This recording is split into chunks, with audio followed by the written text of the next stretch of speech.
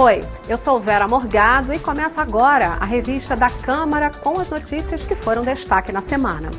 Deputados aprovam a criação do Sistema Único de Segurança e a Política Nacional de Segurança Pública e Defesa Social. O texto segue para o Senado. Criada uma comissão especial que vai redefinir o que deve e o que não deve ser submetido ao teto do funcionalismo público. O auxílio moradia está na mira dos deputados. E você vai ver também. Chega ao fim a temporada de troca de partidos. Mais de 80 deputados comunicaram a mudança de legenda durante a janela partidária. 24 das 25 comissões permanentes da Câmara já estão funcionando.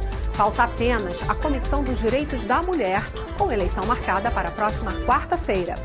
Uma exposição na Câmara que lembra o extermínio de mais de 6 milhões de judeus durante a Segunda Guerra Mundial.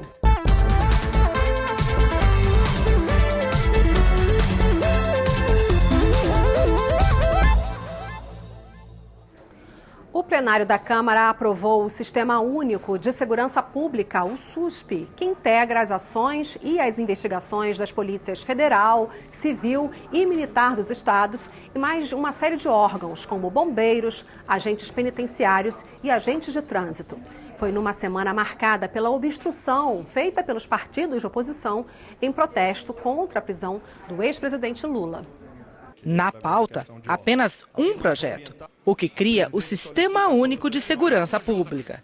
Mas os partidos de oposição se declararam em obstrução política por causa da prisão do ex-presidente Luiz Inácio Lula da Silva. E vocês acreditam que o Congresso Nacional e a Câmara dos Deputados pode seguir com uma pauta sem avaliar a situação política do Brasil, sem avaliar as suas responsabilidades com a Constituição? A Câmara dos Deputados não pode dar onde avestruz, enfiar a cabeça debaixo da terra e ignorar o ambiente de instabilidade política. Estamos em guerra civil e para votarmos uma matéria dessa que vai proteger o cidadão brasileiro, entrarmos em obstrução é um absurdo. Fazer obstrução a um texto como esse é fazer obstrução ao país.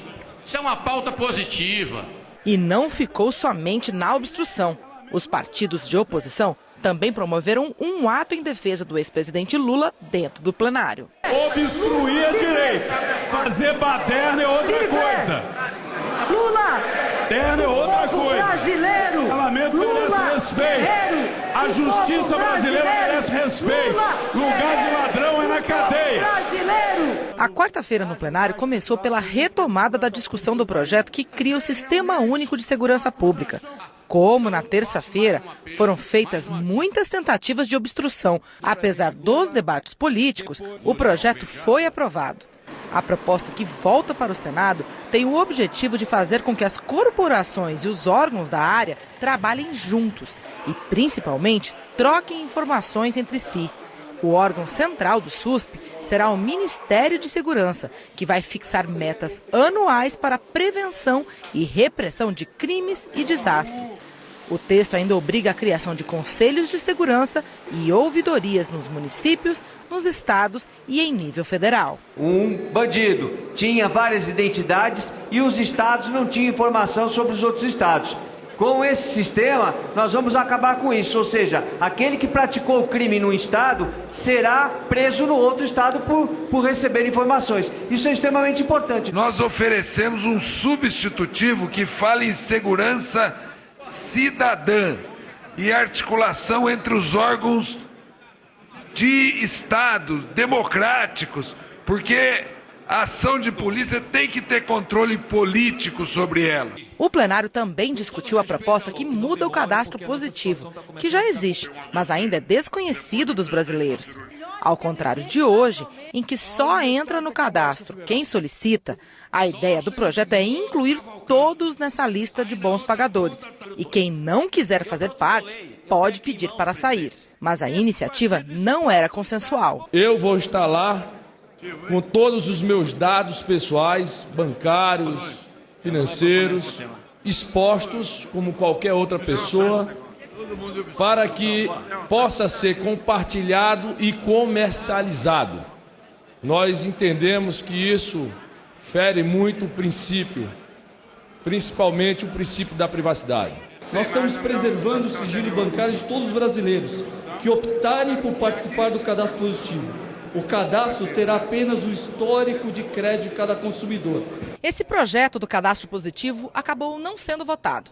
O que foi até o fim foi o processo de votação do texto que cria o Sistema Único de Segurança Pública e institui também a Política Nacional de Segurança Pública, além de outras ações relacionadas à área que vão desde uma rede nacional de estudos e Sistema Nacional de Informações até um programa de qualidade de vida dos profissionais da segurança. Houve tentativa por parte dos partidos de mudar diversas partes do projeto, mas só uma foi bem sucedida. Saiu a parte que permitia que qualquer profissional do SUSP atuasse em locais de crime. Agora, os senadores é que vão dar a palavra final sobre a proposta, que tramita há 6 anos e foi bastante modificada aqui na Câmara. O plenário também aprovou um acordo internacional que prevê a troca de informações financeiras entre Brasil e Ilha de Jersey. Localizada no sul da Inglaterra, a Ilha de Jersey é um território britânico considerado paraíso fiscal por atrair capitais estrangeiros com taxas e impostos muito baixos ou então inexistentes. A proposta segue para análise do Senado. A Constituição Federal prevê que o limite da remuneração na administração pública é o salário dos ministros do Supremo Tribunal Federal, hoje no valor de R$ 33.700. Mas há distorções. Alguns rendimentos não são submetidos às regras do teto e tem gente no serviço público ganhando bem mais do que um ministro do Supremo. A Câmara dos Deputados criou uma comissão especial para redefinir o que deve e o que não deve ser submetido ao teto do funcionalismo público. Um desses itens na mira da comissão é o auxílio moradia. O que pode e o que não pode ser indenizado acima do teto? É essa pergunta que o deputado Rubens Bueno, relator da Comissão Especial dos Supersalários, quer responder e deixar a resposta bem clara no seu relatório. O auxílio moradia ele tem que estar dentro do teto, a não ser aqueles casos onde alguém vai prestar um serviço eventual ou por um tempo determinado. Esse está previsto, como em qualquer empresa, como qualquer atividade. Mas trazer isto como algo para todos, sem nenhum critério, aqueles que têm domicílio, que têm o seu trabalho ali no dia a dia, não tem razão de receber auxílio moradia. Em setembro de 2014, o ministro Luiz Fux, do STF, estendeu o pagamento do auxílio moradia para membros da Justiça do Trabalho, Justiça Militar e para magistrados de 9 estados. É algo que chama atenção os números que são agora publicados e publicados mostrando o volume que isto acrescenta no orçamento da União. E nós não podemos de forma alguma concordar com isso, até porque isso tem uma extensão muito grande nos estados e municípios, cujos estados e municípios estão à beira da falência exatamente por causa desse tipo de penduricalho. A ideia do relator é restringir o pagamento do auxílio moradia aos servidores que tenham que sair de suas cidades para trabalhar em outro local temporariamente. Assim, o benefício seria indenizatório e não poderia ser somado ao salário.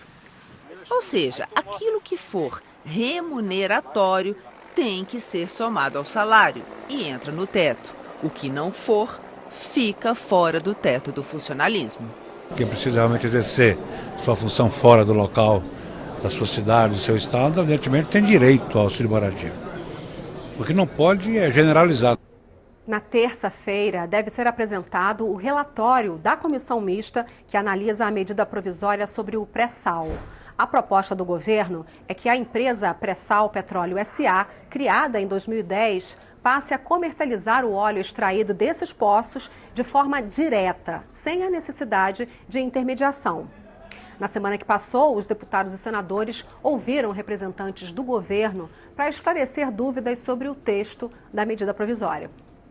O senador Bezerra Coelho é o relator da proposta. A venda direta ficou sim no texto final. O debate é acompanhado de perto pela PPSA, a estatal que supervisiona a venda de barris de petróleo.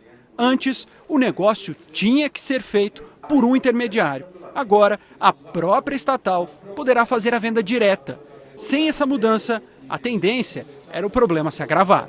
No longo prazo é um volume, ainda não calculamos, mas no curto prazo nós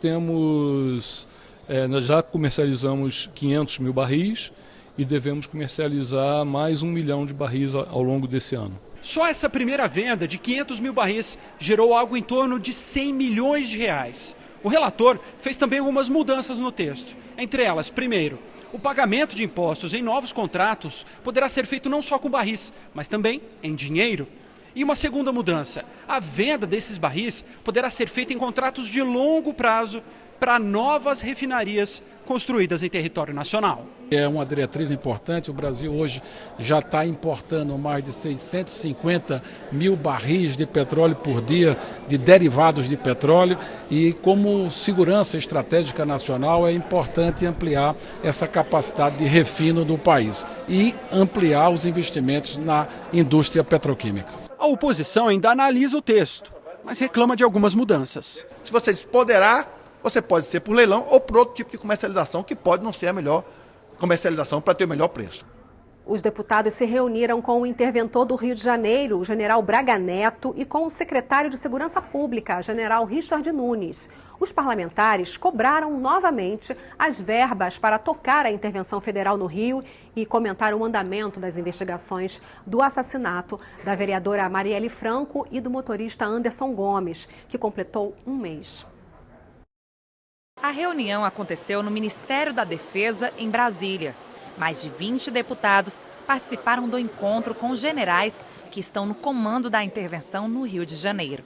Um dos pontos discutidos foi sobre o crédito de 1 bilhão e 200 milhões de reais que o governo federal abriu por medida provisória para a segurança pública do Estado e que ainda estão na Casa Civil.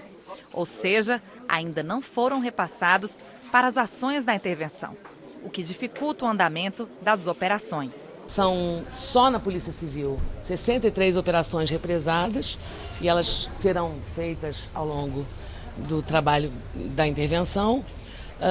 Hoje as Forças Armadas contam no Rio de Janeiro, fora efetivo que pode trazer de São Paulo e de Minas, com 8 mil homens que vão auxiliar as forças policiais do Rio. O interventor espera.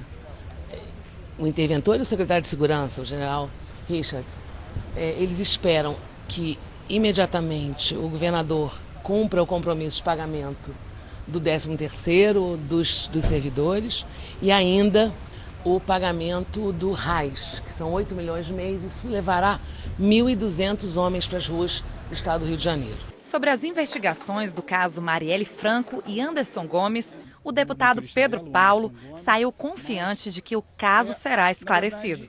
Como é uma operação, uma investigação que está sendo conduzida internamente pela Polícia Civil, o general não colocou dados objetivos mas bastante otimismo com a velocidade de avanço nas investigações, a qualidade das informações que a investigação hoje dispõe, segundo o general, segundo o gabinete de intervenção, são melhores, mais ricas, o que dá a eles o otimismo de ter um esclarecimento mais rápido do caso da vereadora e do Anderson Gomes. Na quinta-feira, o governo federal editou uma medida provisória que cria o cargo de interventor federal no estado do Rio de Janeiro, na estrutura do executivo.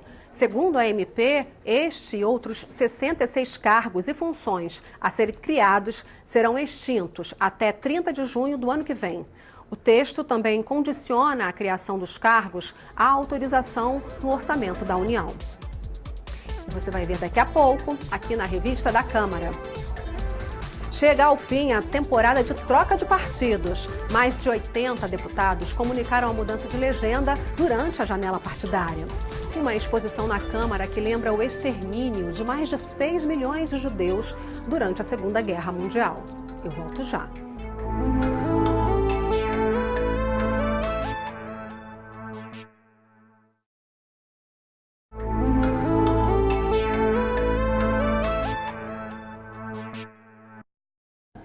A janela partidária chegou ao fim.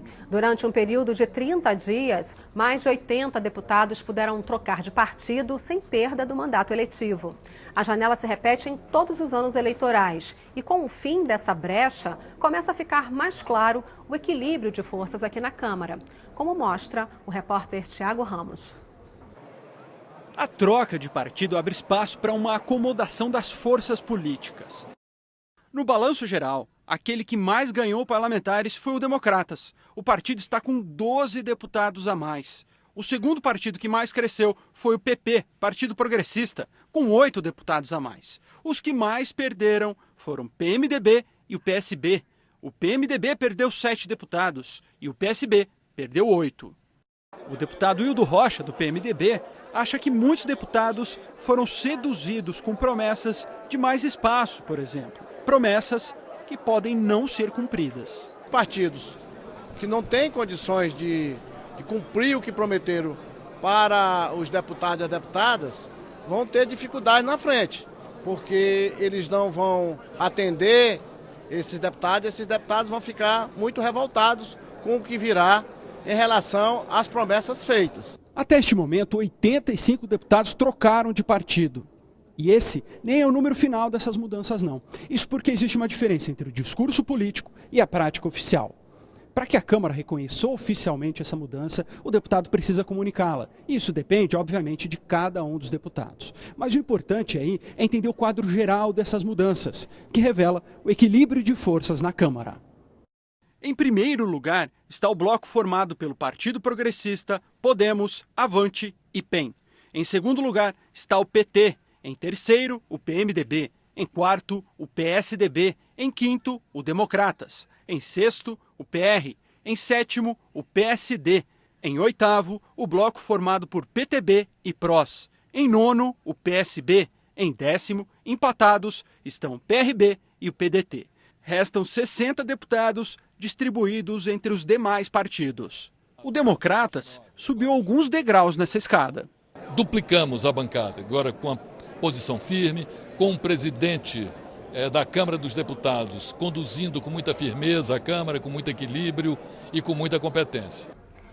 Mais 8 comissões permanentes foram instaladas na semana que passou. Veja agora quem são os deputados que vão comandar o trabalho dessas comissões.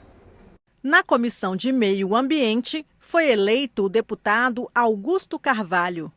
Na Comissão de Legislação Participativa, o deputado Pompeu de Matos. Na Comissão de Desenvolvimento Econômico, o deputado Daniel Almeida foi o escolhido. O deputado Luiz Couto foi eleito para a Comissão de Direitos Humanos. Para a Comissão de Cultura, a deputada Raquel Muniz.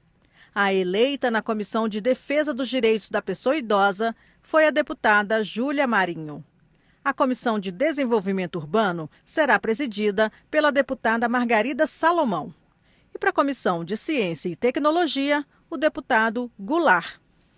Com a eleição desses 8 deputados, 24 das 25 comissões permanentes da Câmara já estão funcionando. Apenas a Comissão de Defesa dos Direitos da Mulher adiou a escolha para quarta-feira que vem. Com as eleições desta quarta-feira, o corredor das comissões vai ficando mais movimentado. Na Comissão de Ciência e Tecnologia, formada por 42 deputados, houve fila para votar. Já em outras, as votações foram mais tranquilas. As negociações entre os partidos demoraram a ser fechadas. As eleições que estavam marcadas para o período da manhã foram remarcadas para a tarde. E com um acordo entre 3 partidos. O PT saiu da Comissão de Meio Ambiente e foi para a de Defesa dos Direitos da Mulher. Esse movimento foi combinado com o Solidariedade e com o PCdoB. O Solidariedade foi para a Comissão de Meio Ambiente e o PCdoB para a Comissão de Desenvolvimento Econômico. Isso é parte do acordo construído entre os partidos para acomodar as forças que compõem a Câmara, o que não significa que há uma grande conciliação entre as diferentes bancadas, apenas um acordo mínimo. Com o corredor das comissões funcionando, recomeça o debate entre os diferentes pontos de vista. É o caso da Comissão de Meio Ambiente. Não vejo incompatibilidade entre aqueles que querem o desenvolvimento econômico, mas, por outro lado, temos de ter a preocupação com a sustentabilidade desses empreendimentos. Por isso, o presidente tem de ter a capacidade de arbitrar esse conflito de ideias para que a gente possa produzir leis que possam servir à nossa nação. O trabalho é retomado em cada comissão de um jeito. Nós já estamos chamando o ministro da Cultura para que ele possa apresentar também a pauta legislativa do Ministério da Cultura, para a gente trabalhar de forma consonante. Nós, a semana que vem, vamos fazer uma reunião com as entidades, com os parlamentares, para construir um planejamento estratégico. Ainda hoje eu vou distribuir novos projetos para novos membros desta comissão. Semana que vem teremos já uma pauta cheia a ser discutida e votada na comissão. No Conselho de Ética foi aprovada a continuidade das investigações contra 3 parlamentares. As representações pedem a cassação dos mandatos dos deputados Celso Jacob, Paulo Maluf e Lúcio Vieira Lima. Um relatório preliminar do Conselho de Ética serve para dizer se os fatos contidos numa representação merecem ou não ser investigados pelos deputados. 3 relatórios preliminares foram votados no Conselho. Todos foram aprovados e pedem a continuidade das investigações. 2 representações são contra os deputados Paulo Maluf e Celso Jacob, que estão presos e vão acompanhar o andamento dos processos em regime fechado ou em prisão domiciliar. A última representação é contra o deputado Lúcio Vieira Lima, que é acusado de ter participado junto com o irmão dele, o ex-ministro Gedel Vieira Lima, de formação de quadrilha e lavagem de dinheiro. O governo federal mandou ao Congresso o projeto de lei de diretrizes orçamentárias para o ano que vem. A LDO 2019 prevê um crescimento da economia brasileira de 3%, salário mínimo em torno de R$1.000 e queda no rombo das contas públicas para 139 bilhões de reais. No entanto, o novo ministro da Fazenda, Eduardo Guardia, disse que nestes números não estão incluídos os efeitos esperados das reformas, como a da Previdência. Assim, o próximo governo vai ter que pedir autorização ao Congresso para fazer mais dívida para pagar despesas do dia a dia, como salários, por exemplo. No total, essa conta deve chegar a 254 bilhões de reais. O pagamento dela terá de ser aprovado por deputados e senadores via crédito suplementar ou especial, por maioria absoluta. E o Banco Mundial, a Transparência Internacional e a Transparência Brasil debateram com deputados a proposta de uma nova lei de licitações para o setor público. As entidades fizeram sugestões para simplificar e melhorar os resultados das compras e contratações do governo. Uma comissão especial da Câmara está discutindo uma proposta que veio do Senado para atualizar a legislação que regula as compras e contratações do governo federal, estados e municípios. A lei é de 1993. Nesses 25 anos, ela passou por mudanças para dificultar a corrupção. A ideia agora é simplificar. Especialistas fizeram sugestões para aumentar a transparência e diminuir a burocracia. Em relação ao gestor, o que a gente defende é a criação de portais que possibilitem a divulgação dos editais, dos contratos, das notas fiscais, de forma uniforme, para que mesmo aqueles pequenos municípios que não têm condições de criar um site próprio, com instrumentos desenvolvidos, mesmo esses municípios possam fazer uso dos portais desenvolvidos por tribunais de conta, pela CGU, enfim, por outros órgãos que forneçam essa infraestrutura básica. O representante do Banco Mundial defendeu a participação de estrangeiros nas licitações. O que garante a qualidade de um produto, de um serviço, de uma obra, não é a nacionalidade dessa empresa, não é a nacionalidade de quem fabrica esse produto, e sim a qualidade do que você pede, das especificações técnicas, dos termos de referência, dos projetos. A comissão vai continuar o debate nos estados. Diversos deputados parlamentares que fazem parte da comissão fizeram pedidos de audiências públicas fora de Brasília, nos seus estados, envolvendo Confederação Nacional de Municípios, Ordem dos Advogados, órgãos de fiscalização, o mercado também, mercado de seguradoras, mercado de construção civil. Nós vamos tentar ouvir a todos, mas mantendo uma agenda de trabalho que faça com que a gente, na terceira semana de maio, já esteja com essa matéria pronta para começar a discutir a votação aqui na comissão, para daí ela ficar pronta e ir para plenário. O diretor da Transparência Brasil elogiou a abertura da comissão para ouvir sugestões. Ele defende que é preciso ter cuidado ao mudar a legislação. A gente sabe que a gente tem ineficiência, produtos ruins e muita corrupção. o que faz com que o serviço não seja bem prestado. Então, uma lei que resolva esses pequenos problemas ou grandes que a gente tem, pode ajudar a melhorar o serviço público. Na semana que passou, as torres do Congresso Nacional foram iluminadas com a frase "Holocausto nunca mais". O ato marcou o encerramento de uma exposição na Câmara que lembrou o extermínio de mais de 6 milhões de judeus durante a Segunda Guerra Mundial.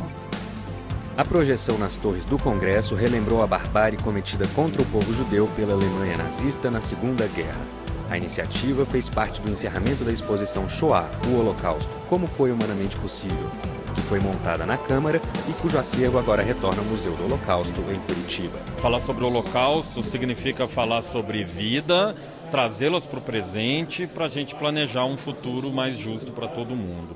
O grande objetivo do museu e também dessa exposição aqui na casa é transmitir esses valores, é usar o Holocausto como uma ferramenta para falar sobre tolerância, respeito, diversidade, resistência e também vida. Falar sobre o Holocausto é muito mais importante falar sobre a vida do que a morte. O Holocausto serve para nós hoje não de celebração de uma história trágica de morte, mas sim de que isso nunca se repita e que a vida seja sempre celebrada por nós, olhando essa trágica história do Holocausto.